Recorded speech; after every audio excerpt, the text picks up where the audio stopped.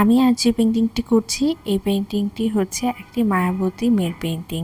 এই পেইন্টিংটিতে মায়াবতী সেই মেয়েটি একটি শাড়ি পরে রয়েছে এবং মাথায় রয়েছে ঘোমটা, সেই সাথে কপালে রয়েছে লাল একটি বড় টিপ, আর ঠোঁটে রয়েছে লিপস্টিক, কানে রয়েছে সাদা ঝুমকো এবং গলায় রয়েছে কিছু মালা।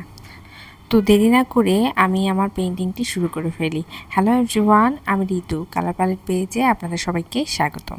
এখানে যে আমি পেইন্টিংটি করছি এই পেইন্টিংটিতে শুরুতে আমি স্কিনের কালার করে নিয়েছি। এখানে আমি একটু ব্রাউন শেডের কালার ব্যবহার করেছি স্কিনে।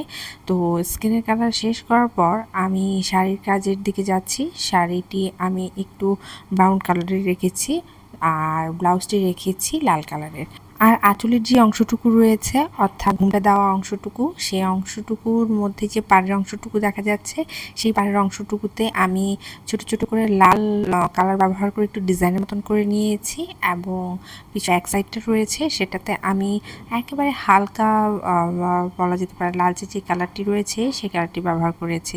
তারপরে আমি লাল কালার ব্যবহার করে সেই কপালে থাকা টিপটি করে ফেললাম। তারপর কালো রং ব্যবহার করছি। কালো রং ব্যবহার করে আমি ভ্রু, চোখ, নাক, মুখের অংশটুকু করে নিয়ে এলাম। তারপর চুলের যে অংশটুকু রয়েছে সেই অংশটুকু করছি। চুলটি ঠিক খোপা নয়, একটু দুই সাইড করে মাঝখানে সিঁথি করে দুই সাইড চুল নিয়ে পিছনের দিকে একটু খোপা স্টাইল করে বাঁধা রয়েছে, ঠিক আমি সেভাবেই করে নিচ্ছি। আর শাড়ির যে কাজটুকু অল্প একটু রয়েছে সেটুকু আমি পরে করব।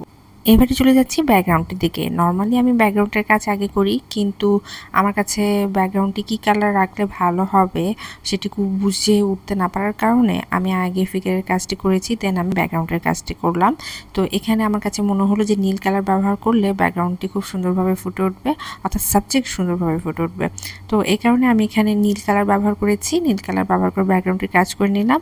তারপর আমি সাদা রং ব্যবহার করে কানের ঝুমকোগুলোর কাজ করে নিলাম এবং গলায় কিছু মালা রয়েছে সেই মালার কাজগুলো এক একে করে নিচ্ছি। সেই সাথে শাড়িতে একটু ডিজাইন রয়েছে সেটাও আমি সাদা কালার ব্যবহার করে নিচ্ছি।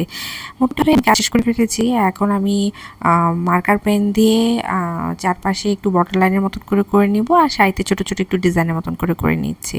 তো আমার কাজ প্রায় শেষ। আমার যদি ভিডিওটি ভালো লেগে থাকে অবশ্যই লাইক, কমেন্ট, শেয়ার করতে ভুলবেন না। আর সেই সাথে অবশ্যই আমার ইউটিউব চ্যানেলটিকে সাবস্ক্রাইব করতে ভুলবেন না। ধন্যবাদ।